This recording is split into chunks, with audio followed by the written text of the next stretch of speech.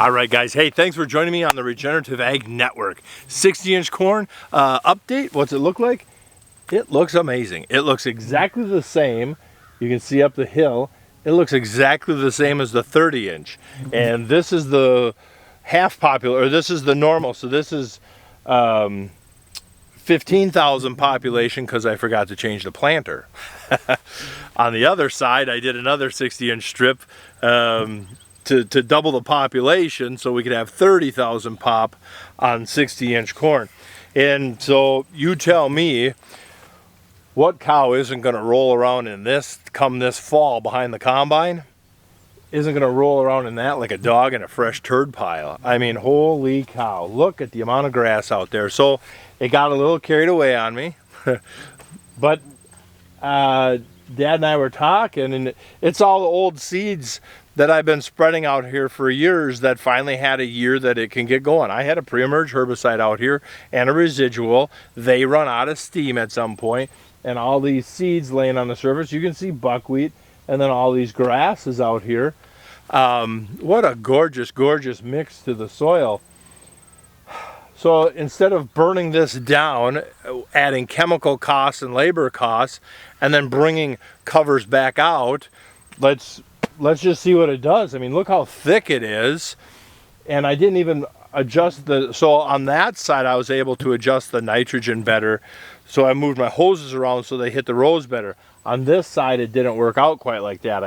I came down and I drove down and then saw that, oh crap, none of the hoses are lining up. And you're like, son of a bitch. But what was done was done.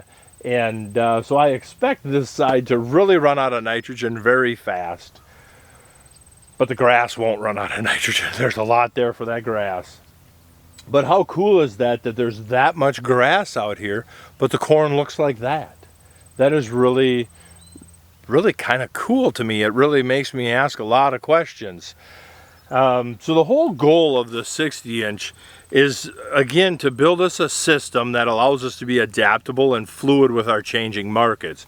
So the big thing that's going to come out here is we're looking at our normal, conventional, commercial corn costs. Like right now, let's just say fertilizer on this corn is $1 a bushel. And we're looking at our books and we're saying, okay, we're going to break even, maybe lose a little, either side of zero. We're going to be real close to zero, plus or minus 20 bucks on our corn this year.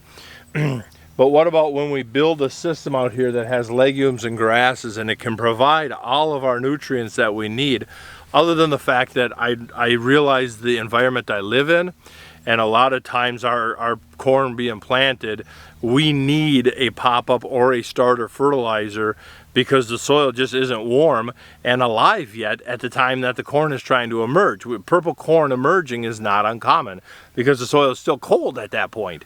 And so I realize I'm always going to have a few dollars, or I expect to always have a few dollars of a starter to get a row crop up and running. But what if instead of $1 a bushel, the next time we come in with corn, we could have it at 20 cents a bushel? Now we just moved it from break even on the corn and letting the cows be the cash flow for us. So the cows grazing, take animal unit monthlies, AUMs off of the table, and let's just bring in real dollars of off feed days.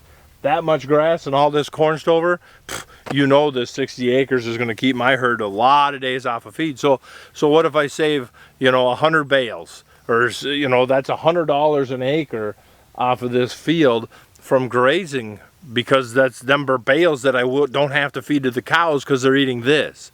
And they're pooping and they're peeing nitrogen and potassium and phosphorus and all the other nutrients that the next year's crop is going to need. So I get to sell them bales for real money. But what if we get the system going that the next time we come out here, there's the legumes and nitrogen producers and the cows' nitrogen is out here, and we can either strip till or we can chemical strip just where we want to plant, leave everything else as a living cover, and then it will provide what we need throughout the summer for us. Now we're at 20 cents cost on this corn, not $1 a bushel. We're at 20 cents a bushel. Well, geez, on a 80 cent on 150 bushel corn, that's $120 an acre swing.